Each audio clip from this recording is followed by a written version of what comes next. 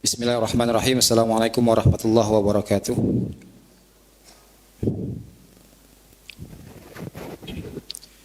Alhamdulillahi wahdahu wassalatu wassalamu ala man la nabiyya ba'dah. Asyhadu an la ilaha illallah wahdahu la syarikalah wa asyhadu anna Muhammadan abduhu wa rasuluh sallallahu alaihi wa alihi wa sahbihi wa man sara ala nahji wa tamassaka bi sunnatihi wa ihtada bi hadihi wa sallama tasliman jazila ma ba'd.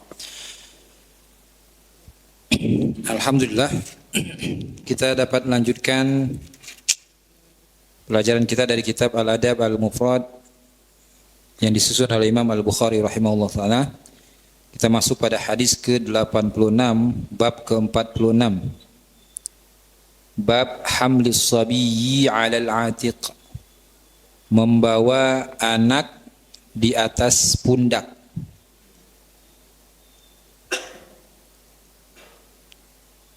Imam Al-Bukhari mengatakan haddatsana Abul Walid qala haddatsana Syu'bah an Adi ibn Thabit qala sami'tu al-Bara yaqulu Bara ibn Azib radhiyallahu an yaqulu ra'aitu an-nabiy sallallahu alaihi wasallam wal Hasan 'ala 'atiqihi wa huwa yaqulu Allahumma inni uhibbuhu fa ahibbah.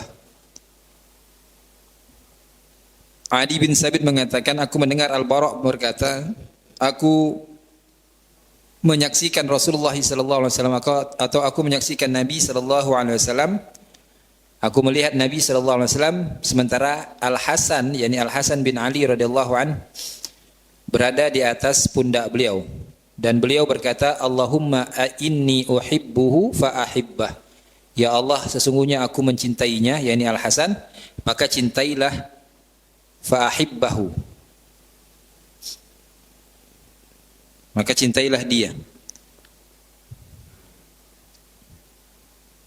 Hadis ini diriwayatkan oleh sejumlah murid Syu'bah dari beliau, dari Syu'bah bin Al-Hajjaj,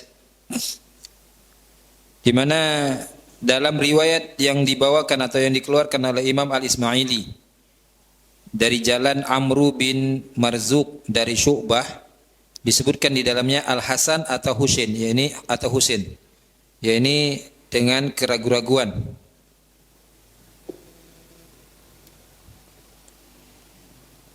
Dan kebanyakan murid Syu'bah meriwayatkan dari Syu'bah dengan lafaz Al-Hasan tanpa keraguan.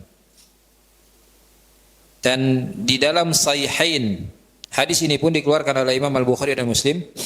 Demikian juga dikeluarkan dari jalan Abu Hurairah radhiyallahu anhu secara marfu dari Nabi sallallahu alaihi wasallam, ya, di mana secara tegas di dalam riwayat Abu Hurairah tadi disebutkan bahwasanya yang dimaksud di sini adalah Al-Hasan.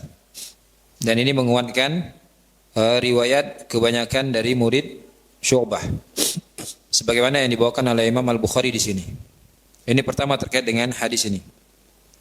Kemudian ucapan Nabi sallallahu alaihi wasallam, Allahumma inni uhibbuhu fa ahibbah, terhadap Al-Hasan. Dalam riwayat Abu Hurairah, Nabi sallallahu alaihi wasallam mengatakan, Allahumma inni uhibbuhu fa ahibbah wa ahibba man yuhibbah, atau man yuhibbuh. Ya Allah, sesungguhnya aku mencintainya, maka cintailah dia dan cintailah orang-orang yang mencintainya. Ya. Setelah meriwayatkan hadis ini, Abu Hurairah mengatakan, fama kana ahadun ahabba ilayya minal Hasan bin Ali ba'da ma qala Rasulullah sallallahu alaihi wasallam ma qala. Dan tidak ada seorang pun yang lebih aku cintai dibandingkan Al-Hasan bin Ali, yakni maksudnya setelah kecintaan beliau kepada Rasulullah sallallahu alaihi wasallam, tidak ada seorang pun yang lebih aku cintai dibandingkan Al-Hasan bin Ali setelah apa yang dikatakan oleh Rasulullah sallallahu alaihi wasallam. Faedah dari hadis ini, yakni mencintai ahlul bait, yakni ahlul bait Nabi sallallahu alaihi wasallam, ya, merupakan perkara yang wajib atas setiap mukmin. Ya. Bahkan mencintai sahabat Rasulullah secara umum dari kalangan muhajirin ataupun ansar adalah kewajiban setiap muslim. Bahkan dia bagian dari keimanan itu sendiri. Terlebih tentunya ahlul bait. Dan lebih-lebih lagi orang-orang yang dikhususkan oleh Nabi sallallahu alaihi wasallam, disebutkan secara khusus oleh Nabi sallallahu alaihi wasallam. Di antaranya adalah Al Hasan bin Ali radhiyallahu anhuma wa anhum ajmain. Ya. Dan tentunya mencintai ahlul bait di sini tanpa ada unsur sikap berlebihan, ghulu pada mereka. Ya. Yakni mencintai yang dituntut oleh syariat, mencintai mereka dengan kecintaan yang dituntut oleh syariat tanpa ada unsur ghulu. Karena ghulu dalam mahabbah kepada siapapun sekalipun ahlul bait, maka dia bukan sesuatu yang dituntut untuk dikerjakan, justru dia sesuatu yang dituntut untuk ditinggalkan.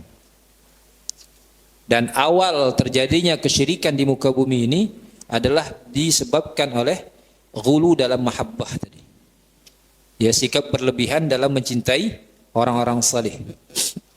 Maka tidak masuk bentuk kecintaan yang seperti ini, tidak masuk dalam apa yang kita bahas di sini. Ini yang pertama terkait dengan hadis ini. Dan dari hadis ini dan sesuai juga dengan judul bab yang dibawakan oleh Imam Al-Bukhari, ada unsur atau ada petunjuk untuk bersikap lembut dan penuh kasih sayang kepada anak-anak. Ya, di mana Nabi sallallahu alaihi wasallam menggendong Al Hasan di sini, ya, dan meletakkannya di atas pundak beliau. Demikian juga di dalam hadis ini terdapat petunjuk untuk mencintai Al Hasan secara khusus. Ya, serta beliau adalah di antara ahli surga atau orang yang telah disebutkan secara tegas sebagai penduduk surga melalui hadis ini, karena Nabi sallallahu alaihi wasallam mengatakan Allahumma inni uhibbuhu fa ahibbah. Dan hadis yang lain, ya, di mana Nabi sallallahu alaihi wasallam mengatakan bahwasanya Al Hasan dan Husain dua sayyid bagi pemuda ahli surga.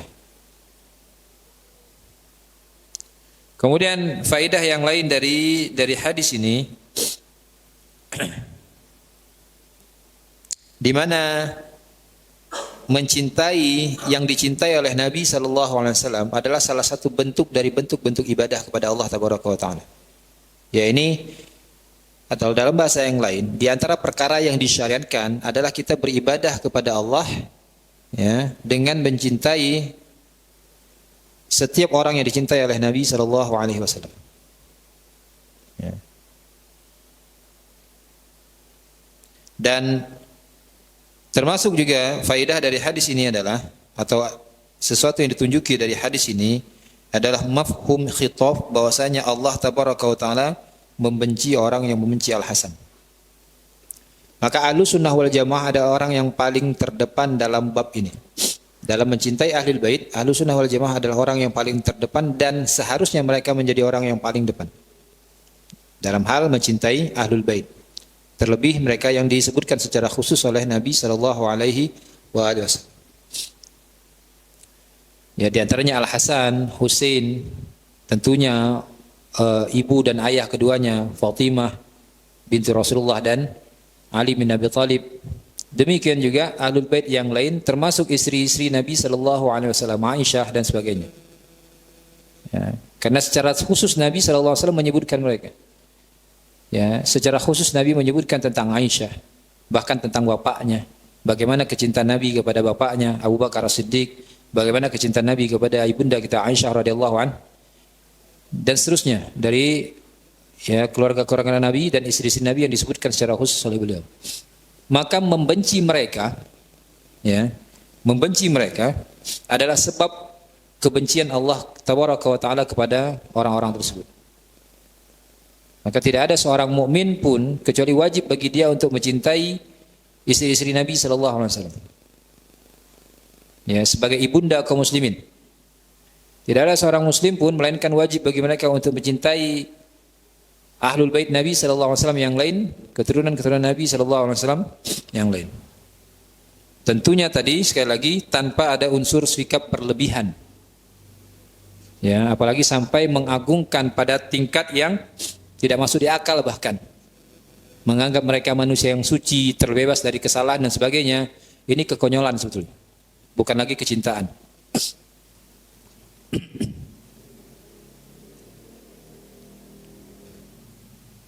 Kemudian hadis berikutnya atau bab berikutnya, Imam Al-Bukhari mengatakan bab al-walad qurratul aini. Bab seorang anak adalah cahaya mata, ya adalah cahaya mata atau penyejuk mata.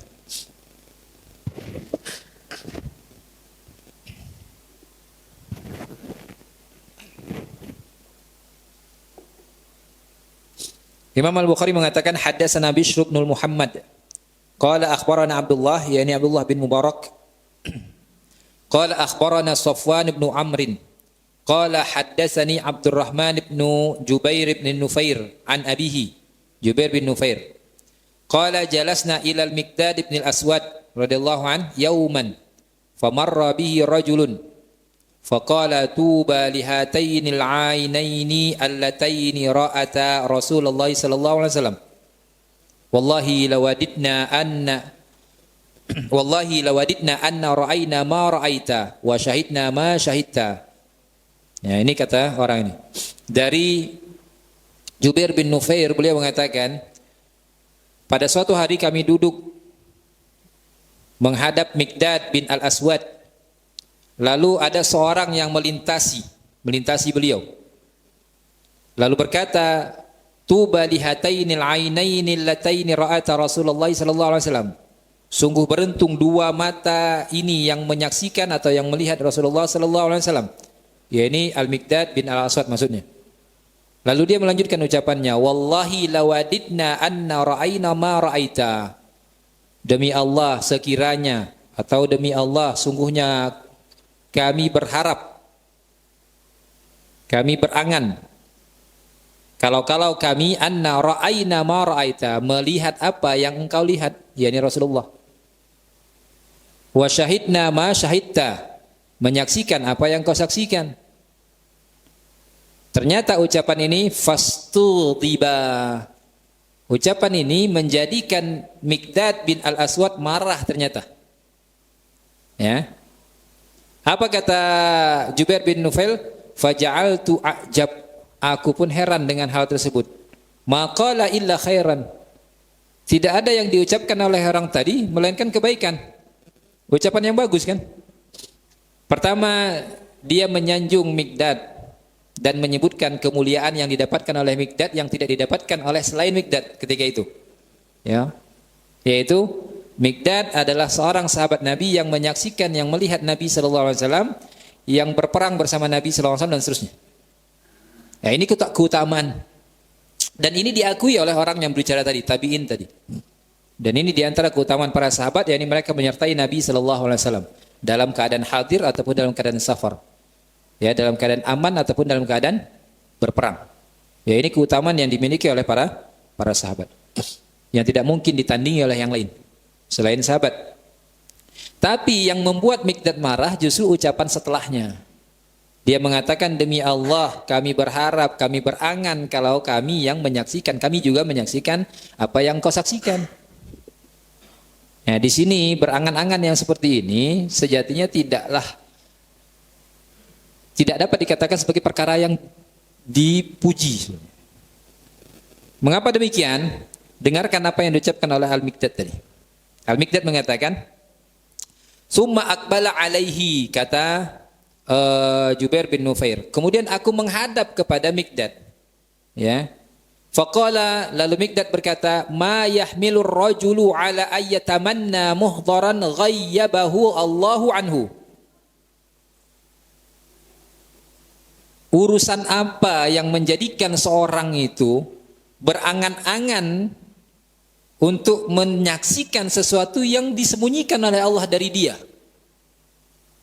Ya, maksudnya adalah apa urusan orang itu untuk berangan-angan hadir bersama Nabi, menyaksikan Nabi, sementara hal itu memang ditakdirkan oleh Allah untuk tidak dia dapatkan.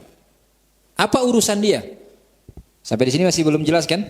Apa masalahnya dari ucapan tadi? Kenapa Miqdad sampai marah? Dan kenapa Miqdad mengingkari hal ini? Apa kata Miqdad? La yadri law syahidahu kaifa yakunu fihi. Ini masalahnya. Dia tidak tahu sekiranya dia menyaksikan Nabi sallallahu alaihi wasallam, bagaimana kondisi dia ketika dia menyaksikan Nabi sallallahu alaihi wasallam. Miqdad melanjutkan, wallahi laqad hadara Rasulullah sallallahu alaihi wasallam aqwamun, demi Allah ada satu kaum yang hadir bersama Nabi, yakni hadir menghadap melihat Nabi sallallahu alaihi wasallam. Kabbahumullahu ala manakhirihim fi jahannam, tetapi mereka adalah orang-orang yang Allah seret mukanya dicampakkan ke dalam neraka jahannam. Berangan-angan untuk menjadi bagian dari orang yang menyaksikan Nabi, tidak melulu itu adalah hal yang terpuji. Kenapa? Bisa jadi ketika Allah takdirkan kita hadir di saat Nabi SAW berdakwah, kita adalah musuh Nabi SAW, bukan penolong Nabi. Apa kebanggaan menjadi musuh Nabi? Apa kebanggaan menjadi Abu Jahal? Apa kebanggaan menjadi Abu Lahab? Ya, tidak ada kebanggaan menjadi mereka. Nah ini dia. Kenapa lam yujibuh wa lam yusaddiquh? Karena mereka tidak menerima dakwah Nabi, tidak membenarkan Nabi sallallahu alaihi wasallam. Awala tahmadunallaha azza wajal. Mengapa tidak mereka puji Allah tabaraka wa taala? Allah puji Allah azza wajalla, "Idz akhrajakum la ta'rifuna illa rabbakum." Di mana Allah tabaraka wa taala menjadikan mereka lahir ke dunia dalam keadaan mereka tidak mengetahui apapun kecuali Rabb mereka. Artinya, mengapa tidak mereka puji Allah? Karena telah melahirkan mereka ke dunia sebagai seorang muslim. Ini kenikmatan yang sudah pasti loh. Kita lahir dari keluarga muslim sebagai seorang muslim. Mengapa kita harus berangan-angan untuk menjadi bagian dari orang yang menyaksikan dakwah Nabi sallallahu alaihi wasallam? Bukan menjadi orang yang menjadi bagian dari sahabat ya, tapi menjadi orang atau menjadi bagian dari orang yang menyaksikan Nabi sallallahu alaihi wasallam. Karena yang diucapkan oleh orang ini tadi apa? Wallahi lawadidna anna ra'aina ma ra'aita. Bukan lawadidna anna minkum, bukan. Saya berangan-angan kalau saya bagian dari kalian, bagian dari sahabat, tidak. Tapi sekiranya kami berangan-angan, sekiranya kami melihat apa yang kau lihat. yakni Nabi SAW. Sebatas bertemu dengan Nabi, ada dua kelompok manusia di sana. Yang membantu dakwah Nabi atau yang menjadi musuh Nabi. Kita nggak tahu kita ditakdirkan yang mana. Seandainya kalau kita boleh berandai-andai menjadi bagian dari yang menyaksikan Nabi SAW. Di sini masalahnya. Sementara kita dilahirkan sebagai seorang muslim, lebih-lebih dari keluarga muslim, itu adalah sesuatu yang sudah pasti. Sudah kita ketahui bersama. Mengapa tidak nikmat ini yang disyukuri dulu, ketimbang berangan-angan dengan sesuatu yang nggak jelas. Nah ini yang diingkari oleh Al-Miqdad. Ya. Fatusaddiquna bima ja'a bihi nabiyyukum sallallahu alaihi wasallam. Ya. Mengapa mereka tidak memuji Allah? Karena Allah telah melahirkan mereka, menjadikan mereka lahir di muka bumi ini dalam keadaan tidak mengenal apapun kecuali Rabb-nya, Rabb kalian saja, yakni Allah. Dan kalian membenarkan apa yang dibawa oleh Nabi kalian sallallahu alaihi wasallam. Coba, itu kenikmatan. Kita dilahirkan sebagai seorang muslim, kita dilahirkan sebagai pengikut Nabi Muhammad sallallahu alaihi wasallam, itu kenikmatan. Sementara orang yang ditakdirkan menyaksikan Nabi sallallahu alaihi wasallam, sebagian mereka seperti yang dikatakan oleh Miqdad adalah orang-orang kabbahumullahu ta'ala ala wujuhihim ilan nar atau finnar. Orang-orang yang Allah seret pada wajahnya dicampakkan ke dalam neraka. Ya. Qad kufitumul bala bi ghairikum. Ya. Kalian telah dicukupkan dari bala yang ditimpakan kepada orang-orang sebelum kalian. yakni bala yang ditimpakan kepada orang-orang yang menyaksikan Nabi sallallahu alaihi wasallam. Dan kalian tidak diberikan bala itu. Ya. Wallahi laqad bu'isa an-nabiyyu sallallahu alaihi wasallam ala ashaddi halin bu'isa 'alaiha nabiyyun qat. Demi Allah, sesungguhnya Nabi sallallahu alaihi wasallam telah diutus dalam keadaan yang sangat berat. Ya. Dibandingkan nabi-nabi yang lain. Ya, dalam keadaan yang sangat berat. Fi fatratin wa jahiliyatin, dalam keadaan fatrah dan jahiliyah. Ya, apa jahiliyahnya? Ma yarawna anna dinan afdalu min ibadatil ausan, di mana manusia melihat, manusia memandang bahwasanya tidak ada agama yang lebih baik daripada agama di mana di dalamnya ada penyembahan kepada berhala. Ya, Nabi SAW diutus pada satu kaum yang dikatakan kaum jahiliyah, pada satu masa dikatakan sebagai masa jahiliyah yang tidak mengenal tauhid dan sebagainya, di mana mereka tidak mengenal agama kecuali yang baik dari agama itu adalah agama yang menyembah berhala. Ya. Faja'a bi furqanin, lalu Nabi SAW datang dengan al-furqan, farraqa bihi bainal haqqi wal batil. Ya, dengannya Nabi SAW memisahkan antara hak dan batil. Wa farraqa bihi bainal walidi wa waladihi. Yang dengannya Nabi memisahkan seorang anak dari bapaknya atau bapak dari anaknya. Ya kan, dipisahkan dengan keimanan kan? Sudah lewat kemarin hadis-hadisnya. Ya, bagaimanapun ikatan darah, tali keimanan yang menjadi pemisahnya. Kalau seluruh di antara mereka beriman, maka kuatlah ikatan darah tadi. Tapi kalau tidak, selesai sudah. Walaupun seorang anak tetap diwajibkan berbakti kepada kedua orang tuanya, sekalipun orang tuanya nauzubillah kafir misalnya. Ya. Sudah berlalu kemarin pembahasannya. Hatta in kana ar-rajulu la yara walidahu aw waladahu aw akhahu kafiran. Sampai seorang betul-betul melihat bapaknya atau anaknya atau saudaranya sebagai seorang yang kafir. Waqad fatahallahu qufla qalbihi bil iman, di mana Allah telah membukakan ikatan hatinya dengan keimanan. Kufl itu sesuatu yang menutupi. Ya. Wa ya'lamu annahu in halaka dakhalan nar, dan dia tahu, ya, kalau orang-orang yang kafir tadi binasa, mati, maka mereka pasti masuk neraka. Fala taqarru ainuhu, yang dengan sebab itu mata mereka tidak tenang. Fala taqarru ainuhu, mereka tidak tenang. Artinya tidak mendapatkan kesejukan di situ. Wa huwa ya'lamu anna habibahu finnar, dan dia mengetahui bahwasanya orang yang dia cintai, kekasihnya, di dalam neraka. Wa annaha lillati qala Allah Ta'ala, ya, wa annaha lillati qala Allah azza wa jalla, dan bahwasanya itulah yang dikatakan oleh Allah tabaraka wa taala dalam surah Al-Furqan ayat 74, walladzina yaquluna rabbana hab lana min azwajina wa dzurriyyatina qurrata a'yun waj'alna lil muttaqina imama.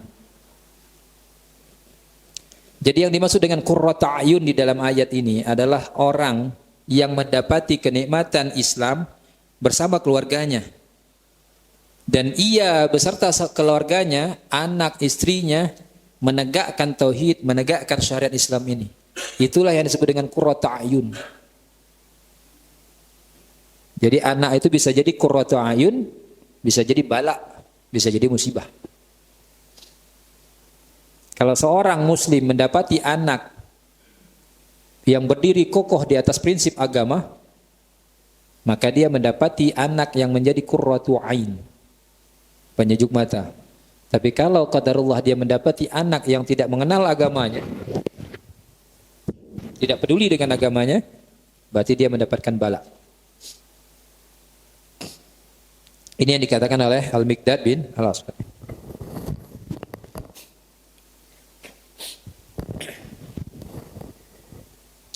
Ikhwatal kiram, azanallahu wa iyyakum jami'an. Hadis ini dikeluarkan oleh Imam Ibnu Hibban, Imam Ahmad dan yang lainnya, dan hadis ini sahih. Sebagian sanadnya sahih berdasarkan syarat Bukhari dan Muslim, sebagiannya sahih berdasarkan syarat Muslim. Ini terkait dengan sanad hadis ini. Kemudian di dalam hadis ini sesuai dengan judul bab yang dibawakan oleh Imam Al-Bukhari, bahwasanya anak adalah penyejuk mata bagi orang tuanya, ya ini anak yang disebutkan dalam atau yang diisyaratkan dalam hadis ini. Ya, dia penyejuk mata di dunia. Ya, jadi bukan semata-mata seorang itu dapat anak, jatuh anak itu menjadi penyejuk matanya. Tapi tentunya ya khotal kiram azanallahu wa iyyakum jami'an, seorang anak baru dia menjadi penyejuk mata kalau dia memang dididik. Jadi kalau kita sebagai orang tua hari ini misalnya, yang sudah jadi orang tua, bapak-bapak muda, ibu-ibu muda, ingin atau menginginkan anak menjadi penyejuk mata, betul-betul penyejuk mata yang disebutkan di dalam ayat ini, di mana ayat ini di antara ayat yang senantiasa kita jadikan wirid. Ya, kita berdoa dengan ayat ini, dengan kalimat yang disebutkan dalam ayat ini, Rabbana hab lana min azwajina wa dzurriyyatina qurrata a'yun. Ya, Imam Al-Bukhari membawakan sampai di situ saja ayat. Wa jalna lil muttaqina imama. Ya, dan jadikan kami bagi orang-orang bertakwa sebagai imam. Jadikan kami sebagai imam bagi orang-orang yang bertakwa. Pada stressing yang dibawakan oleh Imam Al-Bukhari bahwasanya anak penyejuk mata adalah anak yang dididik dengan prinsip-prinsip Islam. Dan penyejuk mata ini penyejuk mata di dunia. Ketika seorang orang tua menyaksikan anaknya menegakkan agama Allah, menjalankan kewajiban-kewajiban syariat, disitulah anak itu menjadi penyejuk mata. Ketika orang tua melihat anaknya berbakti sesuai dengan tuntutan Islam dan tuntunan Islam, disitulah atau ketika itulah anak menjadi penyejuk mata bagi kedua orang tuanya. Dan tentunya anak-anak seperti inilah yang masuk dalam apa yang dikatakan oleh Nabi SAW, idza matal insan inqata'u amaluhu illa min thalath. Jika mati seorang hamba, seorang manusia, anak Adam, terputus amalnya seluruhnya kecuali 3 hal. Salah satunya Nabi mengatakan wa waladun salih yad'ulah. Seorang tidak mungkin menjadi salih kecuali dia dididik dengan kesalehan. Maka kalau kita menginginkan anak kita adalah anak yang salih, kalau kita menginginkan keturunan kita adalah keturunan yang menjadi qurrata ain, maka mesti kita didik mereka dengan kesalehan. Kita didik mereka dengan syariat Islam. Tidak bisa tidak. Tidak bisa hanya dilepaskan aja ke sekolah dan sebagainya. Hanya diberikan makan dan minum. Ya, tidak bisa demikian. Tidak ada sesuatu yang didapatkan kecuali dia harus didapatkan dengan usaha yang besar. Semakin besar nilai yang diinginkan dari sesuatu tadi, maka effort, usaha yang dikeluarkan untuk mendapatkannya pun harus besar. Ya. Kalau undian kan 3 kali menang dapat 1 kulkas gitu kan. Yang seperti ini bukan macam bukan undian. Dia memang harus betul-betul diusahakan, harus diupayakan. Ini pertama. Kemudian faidah sebelumnya dari faidah ini adalah terkait dengan hadis tadi, adalah apa yang disebutkan di awal tadi. Kita tidak perlu untuk mengharapkan untuk menjadi orang yang hadir bersama Nabi sallallahu alaihi wasallam. Ya, atau bertemu dengan Nabi Anu dan Nabi Anu, bertemu dengan Nabi Musa misalnya. Bertemu dengan Nabi Musa, kita menjadi pengikut Musa atau menjadi pengikut Firaun, kan gitu. Iya, kalau jadi pengikut Musa. Kalau jadi pengikut Firaun apa kabar? Menjadi pengikut Musa pun jadi pengikut Musa yang taat atau pengikut Musa yang wangkang. Sama-sama pengikut Musa kan? Sebagian pengikut Musa yang disenangi oleh Musa, sebagian pengikut Musa yang menjadikan Musa harus menarik jenggot saudaranya. Nah, pengikut Musa yang mana? Walaupun sama-sama pengikut Musa dan taubat mereka diterima. Tapi kalau pengikut Musa ternyata kawannya Samiri, sama yuk celaka kan? Kita melihat Nabi SAW, ternyata kita adalah kawannya Abu Jahal, kawannya Abu Lahab. Celaka juga ini dapat kan? Tetapi kenikmatan yang sudah pasti kita dapatkan hari ini adalah kenyataannya kita dilahirkan dari orang tua Muslim. Kenyataannya kita hidup dengan Islam. Ya. Kenyataannya kita hidup di lingkungan Islam atau di lingkungan orang-orang Islam. Kenyataan kita hidup di tempat di mana kita dapat mempelajari Islam. Maka ini harus kita syukuri. Cara mensyukurinya bagaimana? Ya kita jaga. Kesempatan yang ada untuk mempelajari Islam tadi digunakan, dimanfaatkan semaksimal mungkin. Ini kita lahir dari keluarga Islam. Kita hidup sebagai seorang Muslim. Kita hidup di lingkungan orang-orang Islam. Kita hidup di tempat kajian-kajian keislaman tersebar, mudah untuk diakses. Tapi ternyata status Islam kita cuma di kartu pengenal. Kita tidak mengenal Islam kecuali ketika nikah. Kecuali ketika mati. Kita tidak mengenal Islam kecuali hanya Id. Nggak kenal dengan masjid kecuali Id saja. Calon mertua nanya kan, kamu sholat nggak nak? Sholat pak, 2 kali setahun. Idul Fitri, Idul Adha. Ini bukan orang yang bersyukur. Lalu setelah itu berangan-angan lagi. Wah, seandainya saya hidup di zaman Nabi, saya ingin bantu Nabi. Benar bantu Nabi atau nyusahin Nabi? Atau jangan-jangan jadi orang yang narik anak panah yang diarahkan ke Nabi kan? Yang hadir hari ini saja tidak disyukuri, tidak dimanfaatkan, tidak betul-betul dijadikan sebagai sarana untuk bertemu dengan Nabi SAW besok di akhirat, malah berangan-angan untuk menjadi orang yang bertemu dengan Nabi. Ini kebalik ya seperti ini. Makanya inilah yang dihardik oleh Al-Miqdad ketika dia mendengarkan orang tadi mengatakan demi apa yang dia katakan. Di mana Jubair bin Nufair menganggap ucapan itu baik. Salahnya di mana? Jelaslah kesalahannya ketika setelah apa yang dikatakan oleh Miqdad itu dapat dicerna. Tidak tepat seharusnya. Harusnya kita syukuri hari ini. Syukuri Anda dilahirkan sebagai seorang muslim. Dan Anda membenarkan apa yang dikatakan atau apa yang dibawa oleh Nabi kita Muhammad SAW. Nah, ini. Kemudian terkait dengan ayat ini, kembali kepada ayat yang tadi yang dibawakan oleh Imam Al-Bukhari, wallazina yaquluna rabbana hab lana min azwajina wa dzurriyyatina qurrata a'yun waj'alna lil muttaqina imama. Mujahid mengatakan lebih kurang seperti yang dikatakan atau yang dibawakan oleh Imam Al-Bukhari di dalam sahihnya. Ya bil makna ya. Mujahid mengatakan waj'alna lil muttaqina imaman, ya ini orang-orang yang menjadikan pendahulu-pendahulunya sebagai teladan sehingga kemudian hari dia pun menjadi teladan bagi orang-orang setelahnya. Itu kata Mujahid, lebih kurangnya. Sehingga maksud dari Mujahid adalah ayat ini waj'alna lil muttaqina imama, dan jadikan kami imam bagi orang-orang bertakwa. Imam itu di depan kan? Berarti kalau dijadikan imam bagi orang bertakwa yang datang setelahnya kan? Nah, imamah itu tidak akan dapat dicapai oleh seorang sampai dia menjadi makmum bagi orang di depan dia. Siapa mereka? Nabi dan para salaf, sahabat dan para imam. Jadi kalau kita tidak meneladani Nabi SAW dalam beragama, tidak meneladani para sahabat dalam beragama, tidak meneladani para imam dalam beragama, maka seorang itu tidak akan pernah menjadi imam bagi orang-orang yang di belakangnya.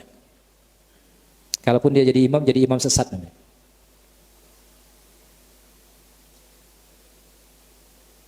Kalau dia tidak berjalan di atas jalan yang telah dilahului oleh orang-orang sebelumnya, dia bikin jalan sendiri nih. Dalam akidah dia bikin jalan sendiri, dalam ibadah, dalam fikih dia bikin jalan sendiri, itu imam sesat nih.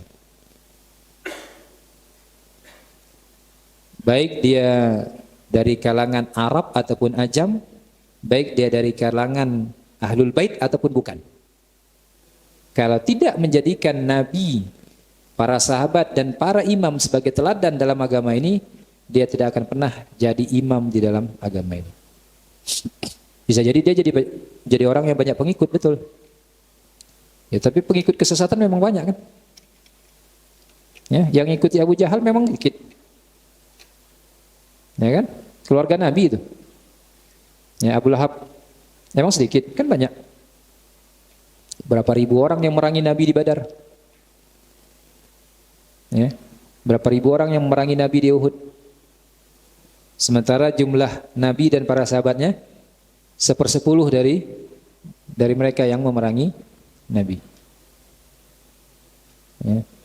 Pengikut Fir'aun memang sedikit dibandingkan dengan pengikut Musa yang lari tunggang langgang dikejar sama Fir'aun. Pengikut kesesatan itu selalu banyak. Tapi mereka tidak dikatakan imam dalam syariat ini. Nah, ini yang dikatakan oleh Imam Mujahid, seperti yang dinukilkan oleh Imam Al-Bukhari di dalam sahihnya. Demikian ikhwatal kiram, azanallahu wa iyyakum jami'an. Insya jam berapa? Jam 7 ya. Barangkali kita cukupkan di sini majelis kita kali ini. Pertama, syariat Islam dan Nabi SAW sendiri memberikan contoh untuk bersikap lembut dan penuh kasih sayang kepada anak-anak. Ya. Bahkan dalam sebagian riwayat didapati orang yang semacam takjub dengan tindakan Nabi mencium sebagian anak kecil. Lalu katakan, Anda mencium dia, anak kecil ini. Emang kenapa? Kalau kami nggak pernah mencium mereka. Apa kata Nabi? Nabi mengomentari hal tersebut. Man la yarham la yurham. Nabi mengatakan demikian. Orang yang tidak mencintai, dia tidak akan dicintai. Yani orang yang tidak mencintai, tidak akan dicintai oleh Allah. Dalam riwayat yang lain, tidak pada konteks terkait kasih sayang kepada anak-anak, tapi secara umum, Nabi SAW mengatakan, irhamu man fil ardi, yarhamukum man fis sama.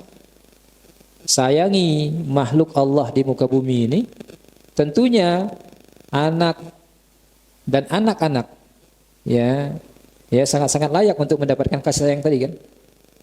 Ya. Sayangi makhluk Allah di muka bumi ini, niscaya Allah yang ada di langit pun akan menyayangi. Irhamu man fil ardi yarhamukum man fis sama. Ya. Ini pertama. Yang kedua, Ahlus Sunnah wal Jamaah memandang wajibnya mencintai Ahlul Bait. Ya, bahkan para sahabat secara umum. Ya, para sahabat secara umum.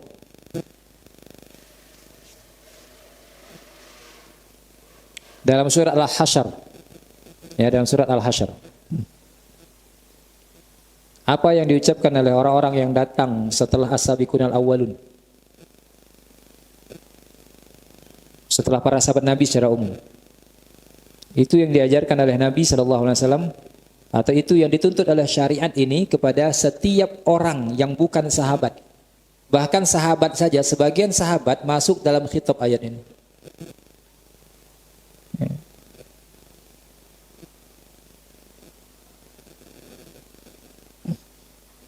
Gimana ayatnya? Insyaallah di akhir surat Al-Hasyr.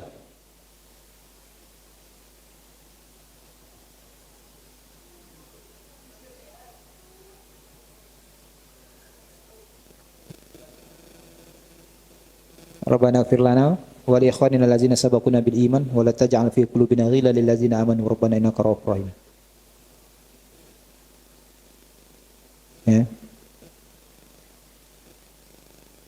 Apa ayatnya? Iya, yang barusan. Ayat setelahnya itu kan. Terus? Nah, yaquluna li ikhwanihim.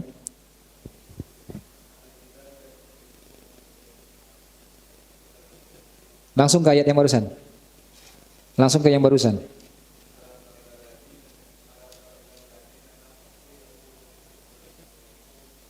Kan. Ya.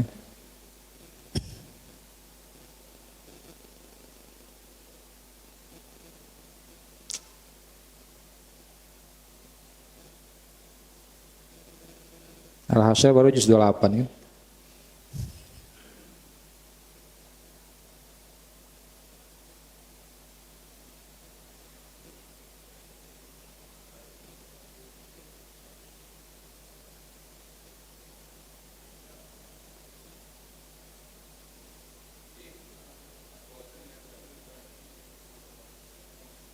Iya.